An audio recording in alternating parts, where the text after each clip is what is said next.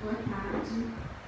Vamos dar início ao nosso culto dominical, abrindo as nossas Bíblias no Salmo 88.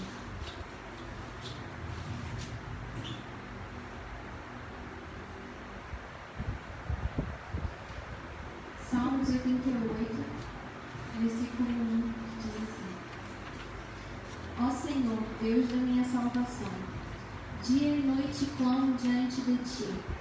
Chegue à Tua presença a minha oração, incline os Teus ouvidos ao meu clamor. Pois a minha alma está cheia de angústias e a minha vida já se aproxima da morte.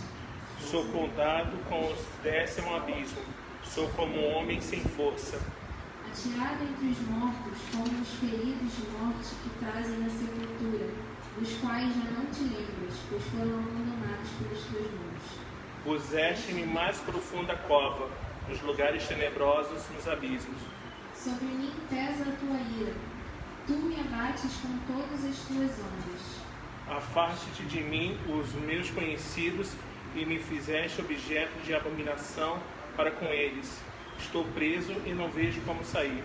Os meus olhos desfalecem de aflição, dia após dia. Venho clamando a ti, Senhor, e a ti levanto as minhas mãos. Será que farás maravilhas para os mortos? Ou será que os finados se levantarão para te louvar? A tua bondade será anunciada na sepultura? A tua fidelidade nos abismos? Acaso nas trevas se manifestam as tuas maravilhas? E a tua justiça na terra do esquecimento? Mas eu, Senhor, clamo a ti por socorro, e de madrugada dirijo a ti a minha oração. Porque rejeitas, Senhor, a minha alma e ocultas de mim o teu rosto. Ando aflito e prestes a morrer desde moço, sob o peso dos teus terrores. Estou desorientado. Sobre mim passou a tua ira, os teus terrores acabaram comigo. O dia todo eles me rodeiam como água, há um tempo me circundam. Para longe de mim afastaste os amigos e companheiros. Os meus conhecidos agora são as trevas. Senhor, nós te agradecemos, Pai, por nesse dia o Senhor proporcionar, Pai, a nós a vida, nos dar a vida. Nós temos chegado aqui em segurança. Obrigada, Senhor, porque a gente recebeu hoje uma notícia boa, que é a vacina. Nós sabemos que a nossa esperança não está nela, mas te agradecemos, Pai, porque o Senhor deu sabedoria para algumas pessoas para criá-la, Pai. Nós te agradecemos pela nossa vida, te agradecemos por tudo. Pedimos para que o Senhor esteja conosco durante esse culto, para que a sua presença se faça real aqui e que a gente ofereça, Pai, um louvor agradável ao Senhor. Em nome de Jesus.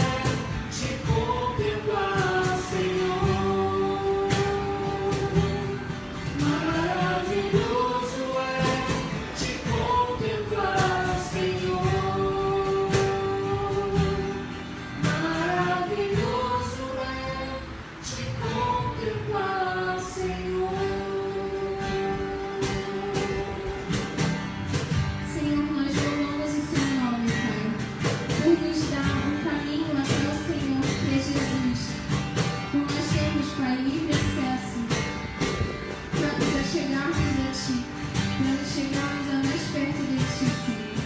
Nós Te adoramos, Pai, pois o Senhor é bom, é maravilhoso, é santo, é justo, Deus. Nós louvamos o Seu nome por isso. Esse é o período em que nós louvamos ao Senhor com os nossos dízimos e as nossas ofertas.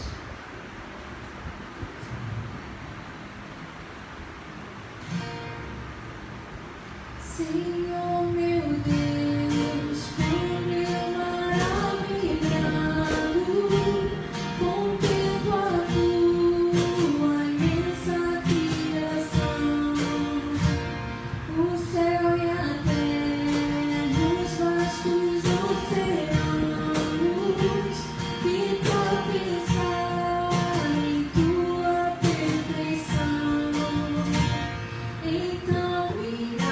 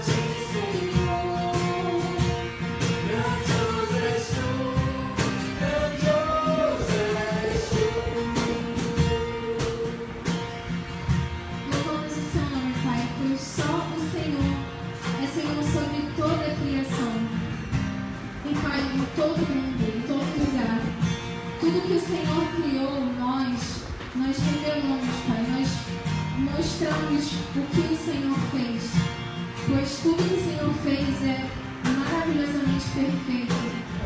E eu sei que o Senhor não errou em nada, Pai.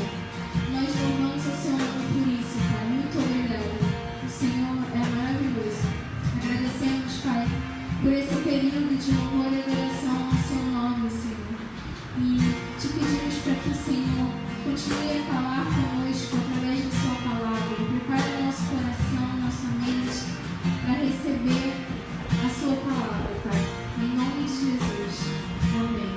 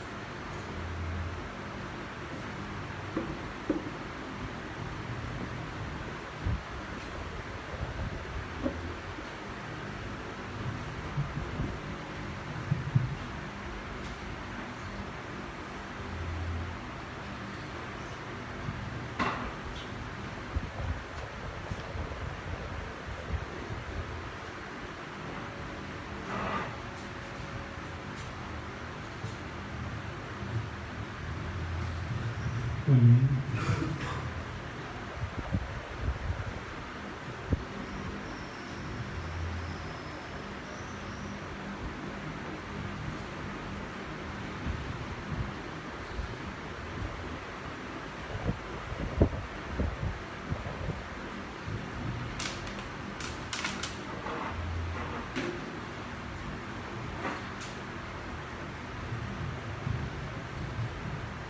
Boa noite a todos.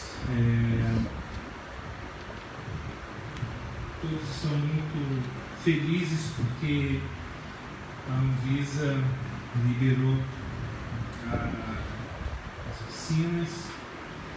Mas uma coisa me chamou muita atenção de forma muito positiva acerca desse momento da liberação. Não sei quantos tiveram essa oportunidade de assistir quando foi anunciado, mas a diretora, antes de dar o voto dela, ela falou, ela disse algo que eu fiquei, se fez Jesus, seja louvado em todo o tempo.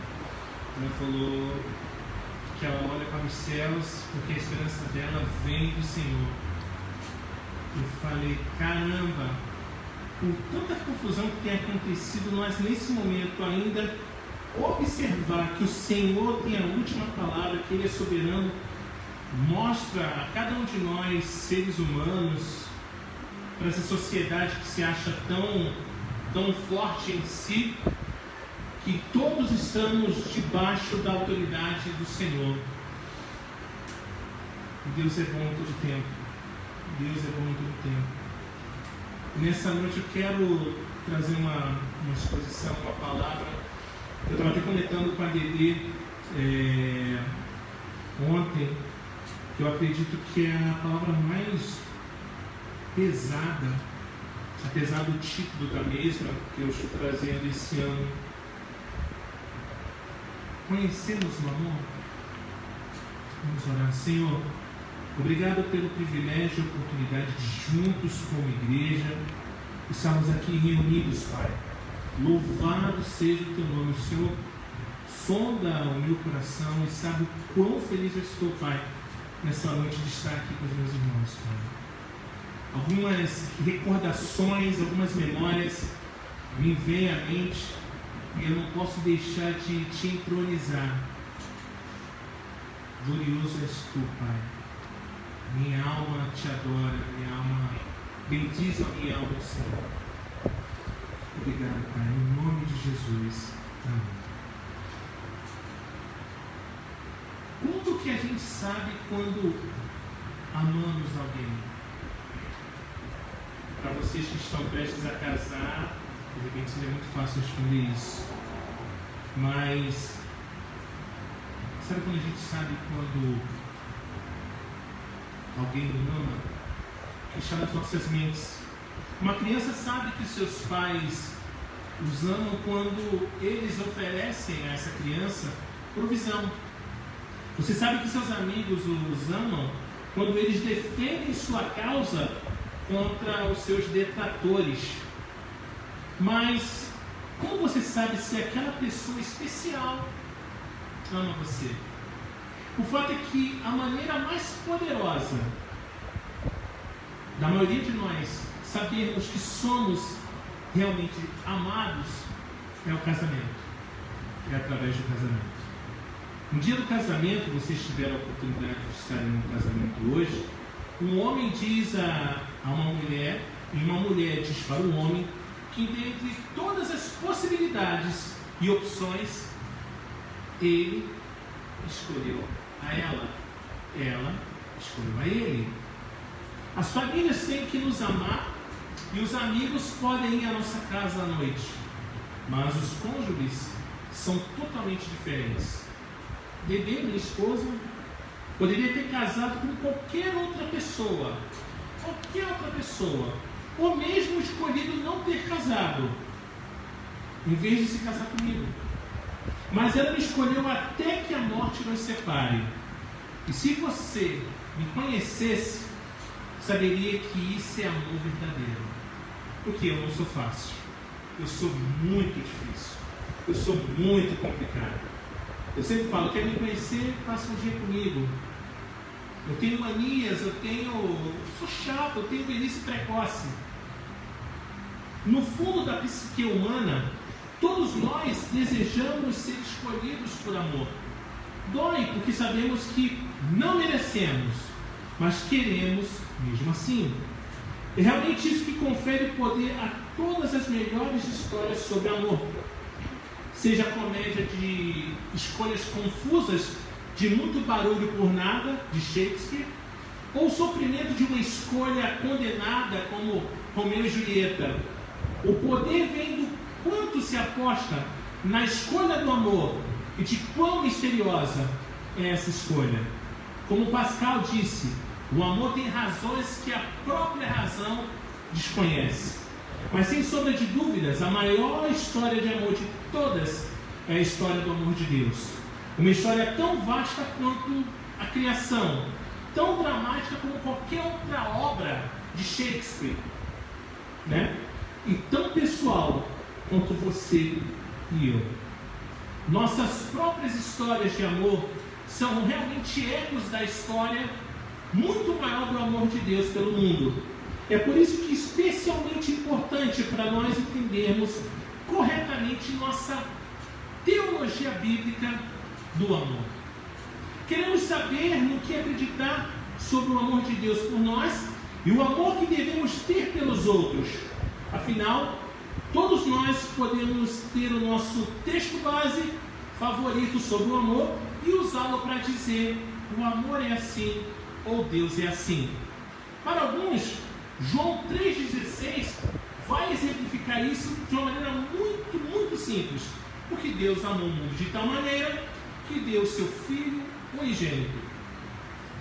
O que eles geralmente querem dizer é o seguinte: Deus ama a todos igualmente. Ele não escolheu uns em detrimento de outros para a salvação. Amor significa igualdade de oportunidades. Provavelmente um dos textos básicos mais populares na Bíblia deve ser 1 João 4,16. Deus é amor. E por que ele é tão popular? Porque podemos usá-lo para dizer o que quisermos sobre o amor de Deus.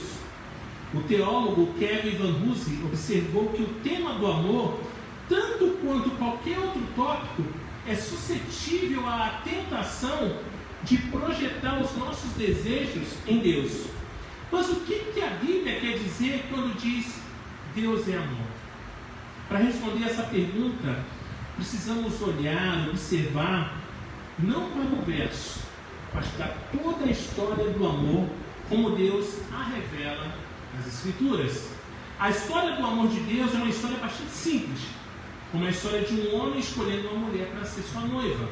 É a história de Deus escolhendo amar o seu povo. E essa escolha é repetida e esclarecida à medida que a história ela vem a se desenrolar. No princípio, no começo, Deus mostra seu amor por toda a humanidade, proporcionando um mundo perfeito e belo para nós. A beleza não é necessária para o funcionamento de tudo, mas o amor de Deus foi além do pragmático. Ele criou um mundo belo e nos criou para sermos atraídos por essa beleza. Adão e Eva se amavam, mas em última análise foram criados para serem atraídos para Deus. A pessoa mais bela de sua experiência.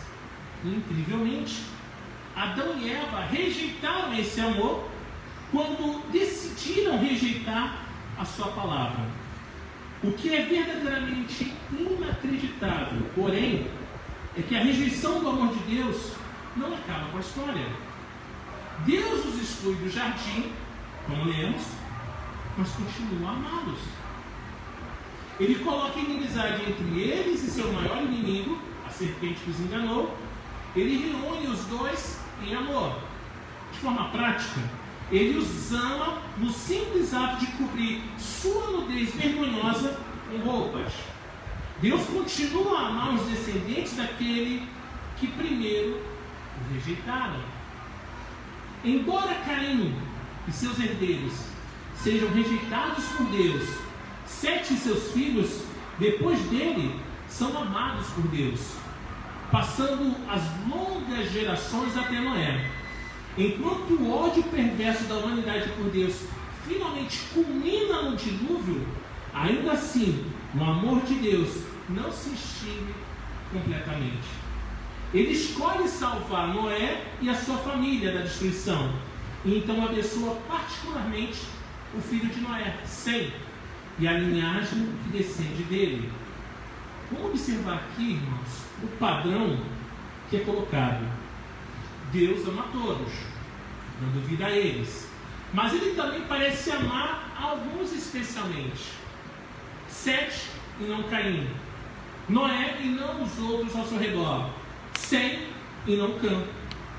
Gênesis 12, por exemplo, a história destaca o chamado de Deus para que Abraão deixe a idolatria e faça amizade e aliança com ele. Deus promete a Abraão que ele o escolheu e que seus descendentes se tornarão o quê? Uma grande nação. E Deus cumpre essa promessa. Ele põe seu amor sobre Isaac, depois sobre Jacó e finalmente sobre os descendentes de Jacó, a nação de Israel. Ele os resgata da escravidão no Egito e os separa. Ele também dá a essa nação uma aliança e a chama para ser bênção, uma expressão de amor para o mundo inteiro. Lá no Monte Sinai, Deus compromete a nação de Israel consigo como o seu próprio povo especial e unicamente amado.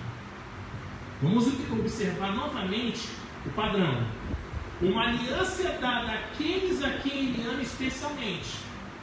Com Adão, Israel se rebela contra Deus, se voltando para outros amantes, ídolos que suas próprias mãos fizeram. Deus responde julgando a Israel. Mas durante todo o julgamento, Deus continua amando o seu povo.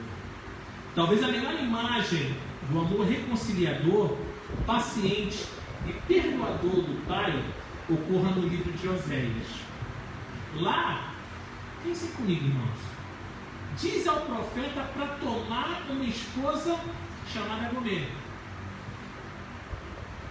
Mas essa mulher, como é que era a esposa de Isaac? Rebeca era perfeita, né? Aos olhos, nossa, que história linda. Ela não tinha amado ninguém ainda, somente a Isaac. Mas Gomer não era qualquer mulher, ela era uma prostituta. Quando ela retorna à sua prostituição pouco depois do dia do casamento, Deus diz a Oséias para ir e se reconciliar com ela. Essa atitude, diz o Senhor, é comparável ao seu amor pelo seu povo. Incrivelmente, o povo de Deus continua a desprezar seu amor, assim como Gomer fez, preferindo os ídolos. Então, Deus os deixa. Ele se recusa a morar na casa com ela e seus amantes, como um marido ciumento pelas afeições de sua esposa rebelde. Ezequiel recebe uma visão desse evento doloroso. Deus deixa o templo. Quando o Antigo Testamento chega ao fim, o templo fica vazio, os profetas se calam e o trono está vazio. Quando o Novo Testamento começa, quase todos os sinais do amor de Deus se foram. E de repente, nessa imagem que parece ser de um amor jogado fora, vem a maior demonstração de amor que o mundo todo já viu. Deus envia Jesus, o Filho que Ele amou desde toda a eternidade. Jesus vive a vida de obediência amorosa para com Deus, que nós devemos viver, mas que não vivemos. Então Ele toma sobre si a nossa penalidade, o rejeitar o amor de Deus, e morre em nossa morte na cruz. Ele chama isso de uma nova aliança em seu sangue. Maravilhosamente, a morte não pôde segurá-lo, pois o amor é forte como a morte. Em amor, Cristo ressuscita dos mortos, para que todo aquele que se arrepende de seus pecados e se volta em fé a esse Salvador seja perdoado de seus pecados e seja recebido de volta no abraço amoroso de Deus. E por intermédio de Jesus, irmãos, Deus prova seu amor fiel ao seu povo infiel. E mais uma vez, há uma aliança para o povo especial de Deus. Curiosamente, o Novo Testamento, especialmente o Evangelho de João, nos permite espionar a história por detrás da história. A história do amor de Deus não começa com a criação, mas com o amor eterno que o Deus Pai tem pelo Filho e que o Deus Filho tem pelo Pai. Jesus disse em João 5, o Pai ama o Filho e lhe mostra tudo o que faz. Já em João 17 diz, glorifica-me, ó Pai, contigo mesmo, com a glória que eu tive junto de ti, antes que houvesse mundo. Gente bonita e fofa de Deus, o amor de Deus por um povo especial, como se vê, está envolvido pelo seu amor por seu Filho. Hoje esse amor ainda transforma pessoas não amáveis, pecadoras como você e eu, na deslumbrante noiva de Cristo, que é a sua igreja. Aleluia. Agora, esperamos mais uma vez pelo retorno da demonstração do amor de Deus. E naquele dia, Jesus levará sua noiva para um novo céu e uma nova terra, verdadeiramente um mundo de amor. Essa história do amor de Deus, o que ela nos ensina sobre quem Deus ama, como Ele ama e por que Ele ama. Eu quero considerar novamente alguns padrões na história. A história começa com um casamento, é sobre um casamento. E notamos antes como a Bíblia começa e termina com um casamento. Em Gênesis, observamos Adão e Eva estabelecidos como marido e mulher. Na história de Israel, ouvimos Deus escrever seu relacionamento com a nação de Israel como uma aliança de casamento. Os mesmos termos são usados para Cristo e a igreja. Maridos, amai vossas mulheres, como também Cristo amou a igreja. O próprio céu é descrito como uma festa de casamento. Aqui está um ponto que eu considero importantíssimo. O casamento, uma imagem de amor entre um homem e uma mulher, está no coração da história bíblica do amor de Deus. Logo, o casamento é importante por uma série de razões que eu quero enumerar. É importante porque Deus o criou, não a sociedade, e portanto, Deus e somente Deus pode defini-lo. É importante porque é uma imagem do amor de Deus no Evangelho, ligado à criação. Mude ou redefina o casamento e você terá se esforçado para desfigurar e obscurecer um dos indicadores mais significativos da graça comum ao amor de Deus em Cristo. Então, enquanto nós queremos defender o casamento por todas as razões típicas que você ouve nos círculos conservadores cristãos, segurança, o cuidado para com as crianças, reprodução e estabilidade para a sociedade e assim por diante, talvez a razão mais importante seja essa. É uma das primeiras imagens do Evangelho. As pessoas verão o Evangelho através do casamento. Que responsabilidade! Muito mais do que tantas outras coisas que o casamento proporciona a nós. Em primeiro lugar, ele vai proporcionar às pessoas a imagem do Evangelho. A história do amor de Deus é uma história sobre casamento. A história foi estruturada em alianças, considerando que a história era sobre casamento. Não é surpreendente vê-la estruturada em alianças. Você pega uma aliança e você vê que ela não tem começo nem fim. Ela é contínua. Nós não percebemos isso. O casamento em si é uma aliança. E o amor de Deus é retratado como um amor que cria vínculos. Então Deus deu uma aliança a Israel. Cristo dá uma aliança à igreja. O que isso deveria nos dizer sobre o amor de Deus então, irmãos? Gente bonita e fofinha de Deus. Casamentos e alianças falam de um amor distinto e particular. Não é verdade? Por um lado, devo amar ao meu próximo como a mim mesmo. O que significa que há um sentido no qual eu devo amar todas as pessoas, até mesmo todas as mulheres. Por outro lado, fiz uma aliança com a minha esposa, porque eu a amo de uma maneira que é diferente de todas as outras e é particular apenas a ela. Vemos a distinção começar em Gênesis 3, quando Deus colocou inimizade entre a descendência da serpente e a descendência da mulher, o mundo e o povo de Deus. A distinção, então, ocorre em Gênesis 4, quando Deus rejeita a linhagem de Caim, mas ama a linhagem de Sete.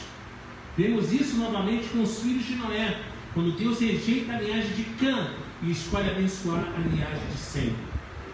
Em última análise, vemos isso na escolha de Abraão e seus descendentes em Gênesis 12.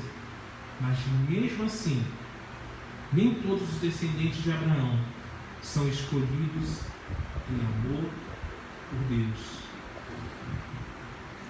Por exemplo, Ismael, filho de Abraão com Agar, foi rejeitado, mas Isaac é escolhido.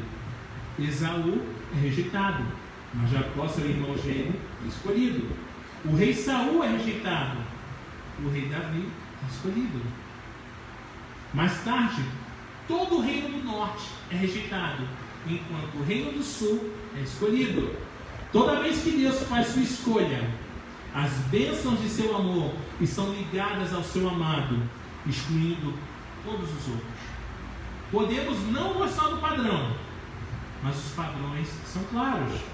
A história tem descontinuidade e continuidade.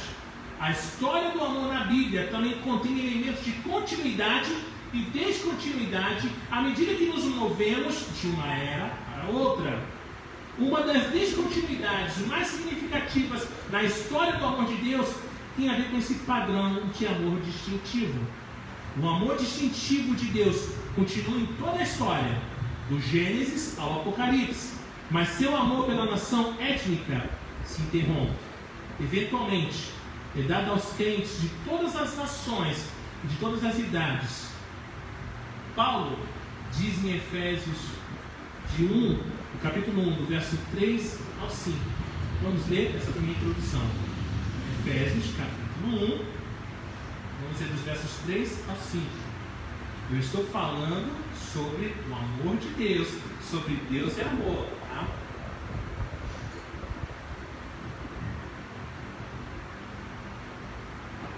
Eu gosto muito daquela coisa, todo mundo fala do Jesus legalzão, sabe? Jesus é bom. Ele é bom. Efésios 1, 3 a 5 diz assim: Bendito seja o Deus e Pai de nosso Senhor Jesus Cristo, que nos abençoou com todas as bênçãos espirituais nas regiões celestiais em Cristo. Antes da fundação do mundo, Deus nos escolheu nele para sermos santos e irrepreensíveis diante dele em amor, nos predestinou para ele, para sermos adotados como seus filhos, por meio de Jesus Cristo, segundo o propósito de sua vontade. Entre outras coisas, essa mudança, irmãos, ressalta o movimento entre as alianças, do físico ao espiritual, do externo ao interno. O povo de Deus, ao longo das alianças, deve ser conhecido por sua santidade, sendo separado para Deus. No Antigo Testamento, por exemplo, isso era particularmente marcado por sua etnicidade distinta, sua vestimenta distinta e a sua comida distinta. Sob a aliança do Novo Testamento, no entanto, a santidade ela não era marcada pela comida que comemos, pelas vidas que vivemos em distinção do mundo ao nosso redor. O mesmo é verdadeiro para as declarações do Novo Testamento, como Deus é amor. Mas o que isso significa? Volte e vamos olhar todo o enredo. Quem Deus amou? Como Ele os amou? E por quê? As respostas que encontramos no Antigo Testamento, lidas através das lentes de Cristo, nos dirão o que desejamos saber. Sistematizando tudo, à medida que observamos todas essas coisas, podemos ver que o tema do amor pode não ser tão simples quanto muitas vezes pensamos ser. Na verdade, é bastante complexo e Deus parece amar pessoas diferentes, de maneiras diferentes. É por isso que Carlson chegou a escrever um livro sobre a difícil doutrina do amor de Deus. Deus é amor, mas o que isso significa? Eu quero levantar aqui, nessa noite, 3 perguntas. Quem Deus ama? Como Ele ama? E por que Ele ama? Vamos tentar começar a responder a primeira pergunta. Quem Deus ama? O Pai, Ele ama o Filho. Não podemos finalmente explicar o que significa Deus e amor, até que tenhamos trabalhado com a aplicação sistemática de toda a história bíblica do amor. Mas é igualmente verdade que não podemos começar a explorar a história sem pelo menos uma explicação parcial do que significa Deus ser amor. Por que o enigma então, pastor? Pela simples razão de que nunca houve um tempo em que Deus não expressasse amor para com alguém e recebesse o amor de alguém. O Pai ama o Filho, e o Filho ama o Pai. O amor está ligado, conectado à própria natureza da Trindade. Deus não pode ser Deus sem amor, porque Deus é amor. Não é só porque um dos atributos de Deus é o amor. Por exemplo, Deus é irado contra o pecado, mas a Escritura nunca diz que Deus é ira. Estão entendendo? Porque sua ira, ela tem referência a algo fora de si mesmo, ou seja, nosso pecado.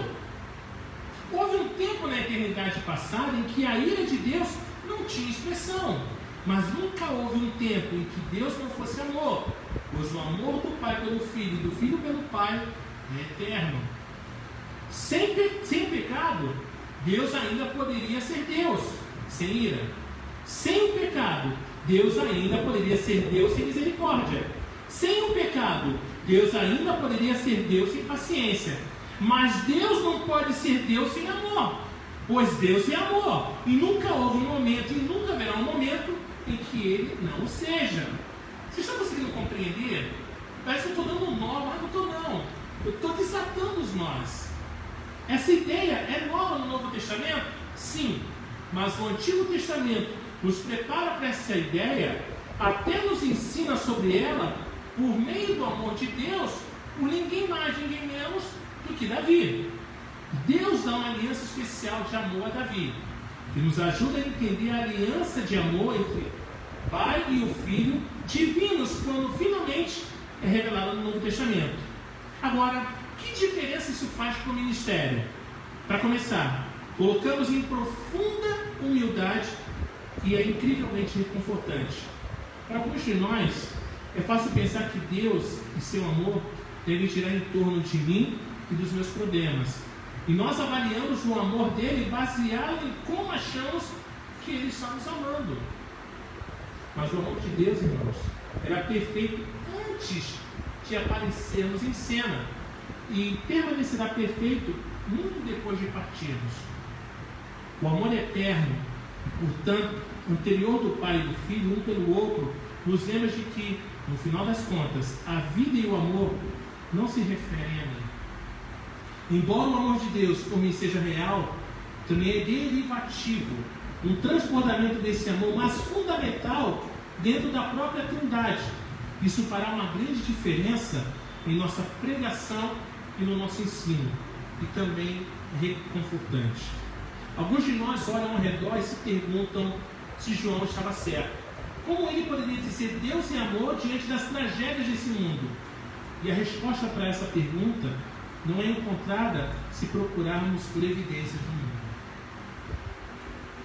A resposta é encontrada olhando para Deus e para a revelação de seu amor no seu Filho Jesus.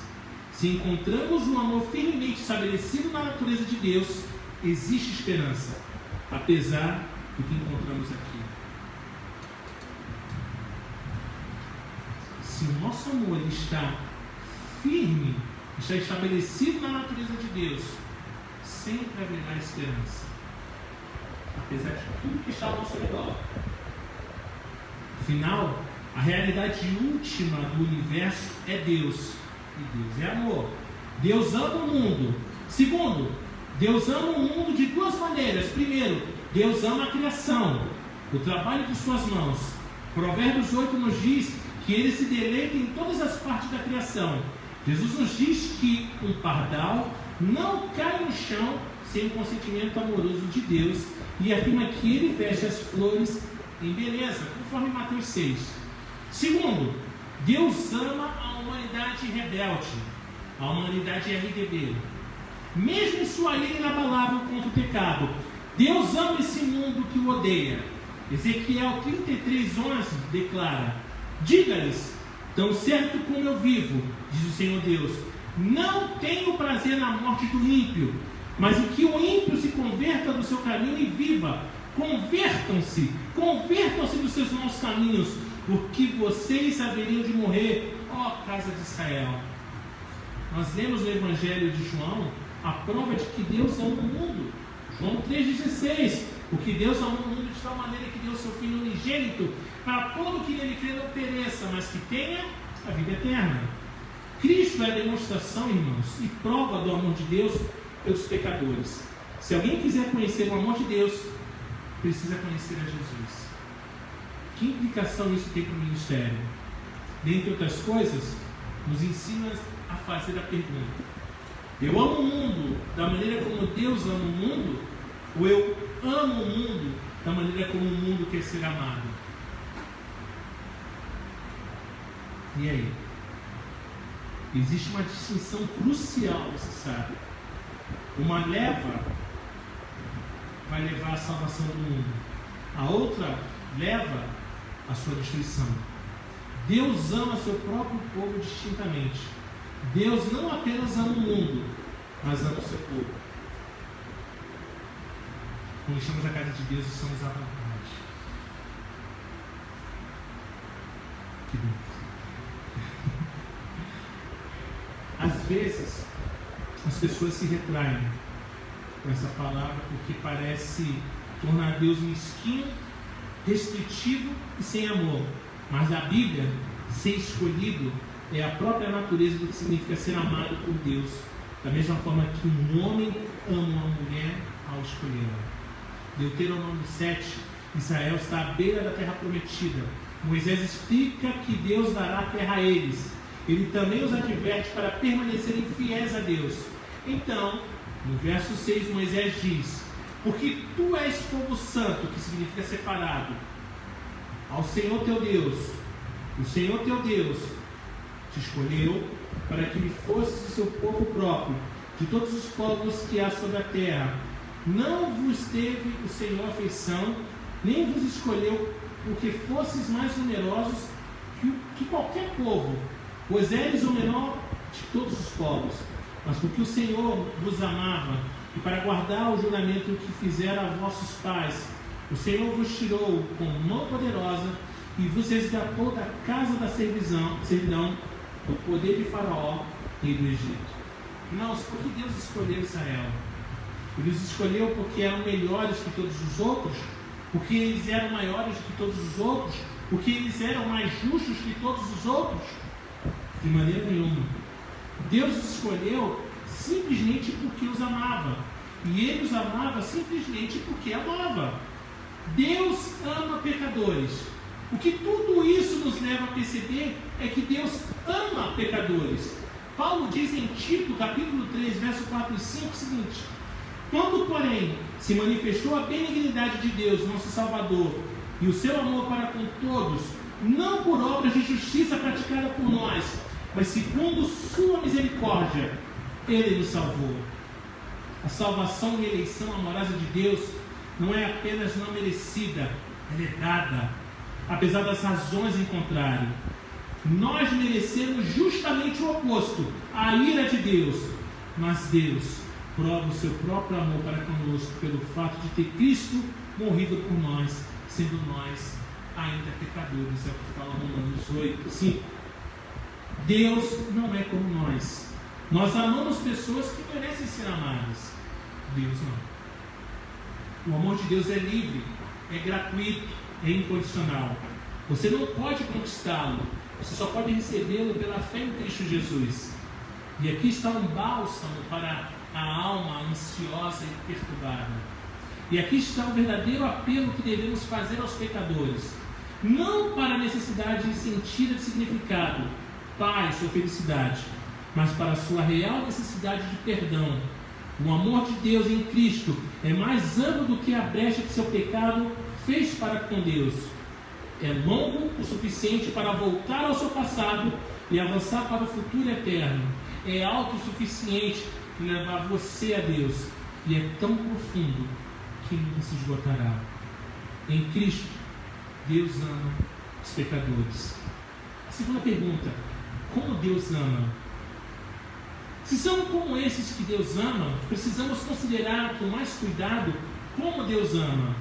Deus ama providencialmente. Para começar, Deus ama a todos providencialmente. Isso é, Ele mostra isso provendo para todos.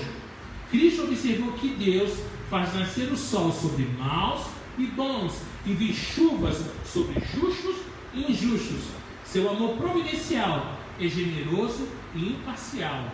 Eu compartilhei isso com jovens e adolescentes na semana passada. Esse é claramente um ponto de continuidade entre o Antigo Testamento e o Novo. Se quisermos entender o sofrimento nessa vida, devemos entendê-lo no contexto do amor providencial de Deus. Esse mundo não é uma piada cruel. Pelo contrário, Deus ordena as nossas vidas para que possamos aprender a valorizar a Ele mais do que esse mundo, ou ficaremos sem desculpas para a nossa incredulidade. Irmãos, o sofrimento nessa vida, pelo menos em parte, é uma advertência para nós, uma antecipação do sofrimento eterno que merecemos fora de Cristo. Deus também ama sacrificialmente. Nós vemos isso tipologicamente no Antigo Testamento. Abraão, Isaac, os sacrifícios levíticos, etc. Mas todas essas imagens nos apontam e nos ensinam sobre o amor mais caro que esse universo já viu. Na cruz, fora de Jerusalém, Deus derramou sua justa ira sobre o Filho a quem Ele amou eternamente. Cristo se tornou, então, um substituto para pagar a penalidade pelos nossos pecados. Por que Deus fez isso, pastor Léo? Ele fez isso por seus inimigos. Ele fez isso por pessoas que o odeiam, por pecadores como você e eu. Nós, como seres humanos, encontramos mais claramente o maravilhoso amor de Deus no sacrifício vicário, substitutivo e propiciador de Cristo. Apenas o amor sacrificial nos salva, pois somente Ele expia nossos pecados. Mas também, apenas o amor sacrificial nos dá segurança, já que não o conquistamos, não podemos perdê-lo. Com esse amor, irmãos, com esse amor, é diferente de como as pessoas pensam que Deus ama os pecadores. Eles imaginam que Ele o ama com uma piscadela de aprovação e uma varrida rápida de nossas ações inomináveis para debaixo do tapete. Nada poderia estar mais longe da verdade ou ser mais indigno do Deus que ama os pecadores ao custo incalculável do sangue de seu Filho. Deus nos ama perfeitamente, irmãos.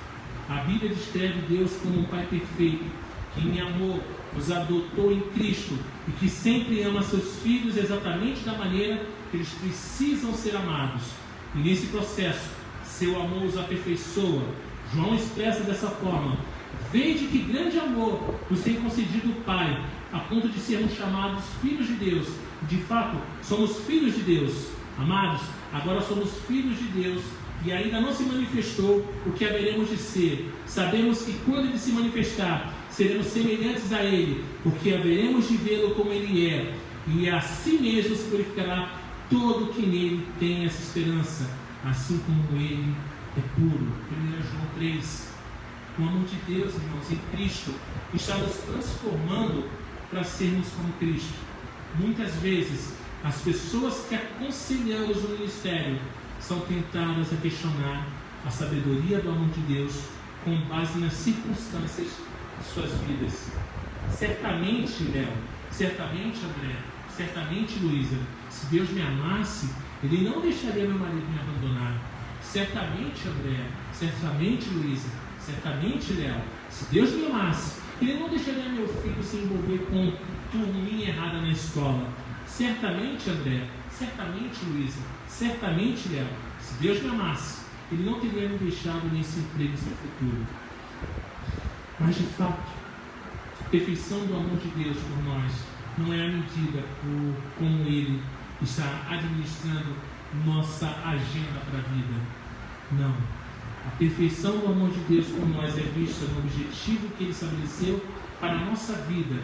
E esse objetivo é nada menos que a semelhança com o Filho que Ele ama. Bom, já falamos da primeira pergunta, quem Deus ama, da segunda, como Ele ama, e eu quero encerrar com a última pergunta: por que Deus ama? Porque Deus ama pessoas como nós dessa maneira extraordinária. A resposta não é difícil de encontrar, irmãos, mas pode ser surpreendente, porque no final não tem nada a ver com isso. Porque Deus escolheu amar. Para responder essa pergunta, Paulo claramente faz uso de Romanos 9. Romanos 9 vai apontar, por exemplo, de Jacó e Esaú, que eram irmãos gêmeos. Ele lembra: e ainda não eram gêmeos nascidos, nem tinham praticado o bem ou o mal, para que o propósito de Deus quanto à eleição prevalecesse, não por obras, mas por aquele que chama. Já fora dito a ela: o mais velho será servo do mais moço, como está escrito: amei Jacó, porém me aborreci de Esaú. Por que Deus então escolheu amar a Jacó e não a Esaú? E da mesma razão que Deus escolhe amar qualquer amigo. Não porque Ele vê algo de antemão que é amável e atraente. Não porque haja algo em nós que possa coagir ou exigir seu amor. Deus ama o seu povo porque Ele escolhe amar. E nessa escolha livre e incondicionada, as glórias do amor eletivo de Deus são exibidas. Em Efésios 1, Paulo diz que a razão pela qual Deus elege alguns para a adoção é para louvor da glória de sua graça, que Ele nos concedeu gratuitamente no amado. Essa é uma afirmação, igreja, de fato surpreendente. Deus nos ama porque, no fim, Deus ama o seu Filho. Não há nada que Ele deseje mais do que exibir sua glória em seu Filho e por meio dele, o que Ele realiza por meio de nossa salvação. E eu concluo dizendo que Deus é amor. O que a Bíblia quer dizer quando diz que Deus é amor? Para responder essa pergunta, precisamos ler a história bíblica do amor. E nessa história, vemos que um Deus santo escolheu amar um povo pecador ao preço incalculável da vida do Filho que Ele amou desde toda a eternidade. Ele fez isso para transformar um povo desagradável numa linda noiva radiante para aquele Filho. Nossa salvação, irmãos, não é finalmente sobre nós. Nossa salvação é, em último plano, sobre a exibição da glória de Deus nesse eterno amor do Pai pelo Filho e do Filho pelo Pai, enquanto cada um deles tenta superar o outro em amor. Para nossa eterna alegria e felicidade, a boa notícia é que nossas vidas podem ser apanhadas nessa incrível história de amor. Como essa história entra na história das nossas vidas. A gente pode notar anteriormente, irmãos, que a Bíblia começa e termina com o casamento. No entanto, se realmente queremos entender o amor de Deus por nós, precisamos notar uma diferença importante entre esses dois casamentos. Você percebe que o primeiro casamento da Bíblia foi arranjado? Adão não teve escolha no assunto. Deus simplesmente presenteou com a esposa. Mas o último casamento, ele é diferente. O último casamento é o casamento entre Cristo e seu povo. E como vimos, fomos escolhidos desde antes da fundação do mundo. O último casamento na Bíblia, o último casamento em toda a história, não é um casamento arranjado, é um casamento por amor. Se você é um cristão, você é amado. Seu cônjuge pode não amar você. Você pode nem sequer ter um cônjuge. Seus amigos podem ser inconstantes e sua família pode ser prejudicial. Você pode não se sentir amado. mas você é amado. Cristo te escolheu, porque Deus é amor. Que o Deus te amou nos bendiga.